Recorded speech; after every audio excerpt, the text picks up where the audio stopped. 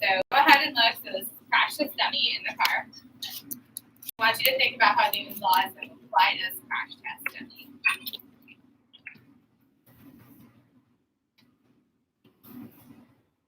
And we should have plenty of time at the end too, so I'm going to let you update your digital notebook, get your notes in your notebook, make sure all of that is set. We'll have a little bit of working class music, have some time before break.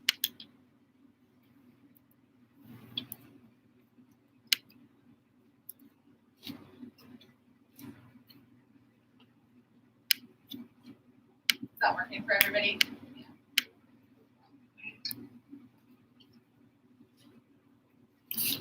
It does not look that comfortable, right?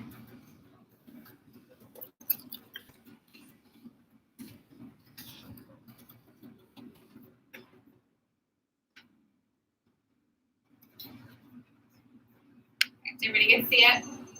Yeah? Okay. So just as a review, that was a really good example of Newton's first law of motion, right? I think it was Macy who yelled out, what happens to us if we break our car really quick and we go like flying forward? Is that you? Zoom? No, I thought it was you. Can't remember. Take credit for it, right? But basically, when we talk about Newton's first law, it's objects in motion stay in motion with the same speed and direction unless acted upon by an unbalanced force. An object at rest will stay at rest. Right?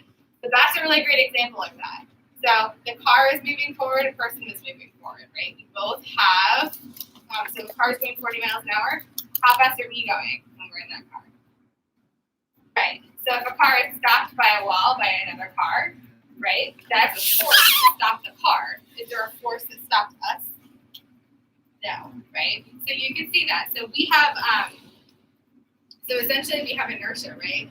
We have, we'll talk about it a little bit more in a second, but yeah, it didn't stop us, right? We have a capacity, we want to stay moving, which is why, hold on, we'll talk about it. We'll do it in 1 second, so I'm going to make you write it to me. So this one right here, an object at rest will stay at rest and acted upon by an unbalanced force, right? So if you have a ball in the middle of the street, it's not going to go anywhere, right? It's going to stay exactly where it is unless it's acted upon, so unless it's windy or unless somebody kicks it. And then when it's moving, it's going to keep moving at the same speed and direction. Everything that we have here, it doesn't move all the time. So what are the two things that stop our objects from moving here? Friction is one, yeah, good. Air resistance and friction are kind of the same thing, right? But the most important thing, gravity, yeah. So friction and gravity, yeah. Macy's like, she's here for class today. So friction and gravity, those are your two main forces, right? So, and a soccer ball is not going to move forever because of air resistance, because of friction, because of gravity, right? It's not going to stay in the speed. If we were to throw a baseball out in space, though, that would move forever. It's a vacuum. There's no air, there's no gravity, so it would stay in the same speed and direction unless something else acted upon it to move it. So unless it got hit by an asteroid, unless it ran into a planet, it's going to stay in the same speed or direction. All right? So that's essentially what we're recapping here. Right? So objects resting or not moving, they stay that way unless there's unbalanced force. And we're going to talk a little bit more about the unbalanced force, what's the difference. Causes them to move, but objects that are moving will continue to move in the same speed and direction unless an unbalanced force changes their direction and causes them to not be in motion. Okay. So we also talk about Newton's first law as the law of inertia, right? And inertia is the tendency of an object to resist a change in motion, right? So objects at rest want to stay at rest, and objects in motion want to stay in motion. So knowing that, think about the video, and I want you to describe to me how inertia played a role in this situation, right? So remember, inertia is a characteristic of an object to not want to, basically to not want to change its state, right? So objects at rest want to stay at rest, objects in motion want to stay in motion. So it's like basically a property matter that resists the changes in motion.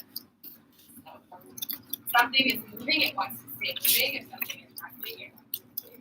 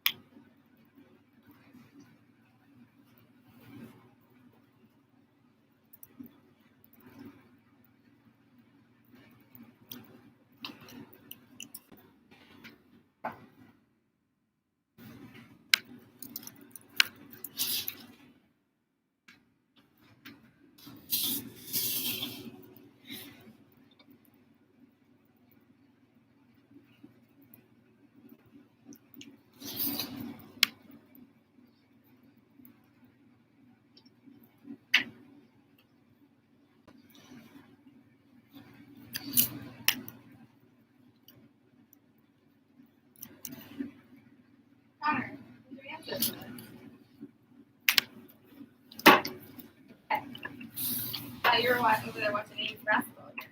I would never.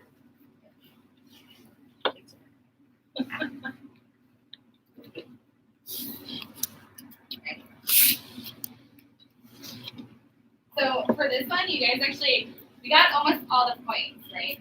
So as we're traveling in a car, right? Car is going 40 miles an hour. We're going 40 miles an hour too, right? We're in that vehicle, and we have the same speed as that car. Right? Now the car hits the wall, and that force stopped the car. But that force didn't stop us. That's the car. So how fast are we still moving? 40 miles per hour. So we're still moving at 40 miles an hour. And what does that do to? Inertia, right? So it's due to inertia, which is that property for objects to resist the change in motion, right? So we're just not automatically going to stop. We're going to resist that change in motion. So that's inertia, and that's how it's described, right? So it's we continue to move forward due to inertia. So we have seatbelts so that we don't fire our windshield. I think that's in that in there. This time you just kept going, right? So we're actually going to keep moving forward until something stops us, until another force stops us as well. So in our case, having a seatbelt and an airbag prevents that motion, right? So that's the reason for it. We don't stop with the car, we continue to go forward. So that's why more injuries would occur, right? Because we're not stopping, we continue to accelerate.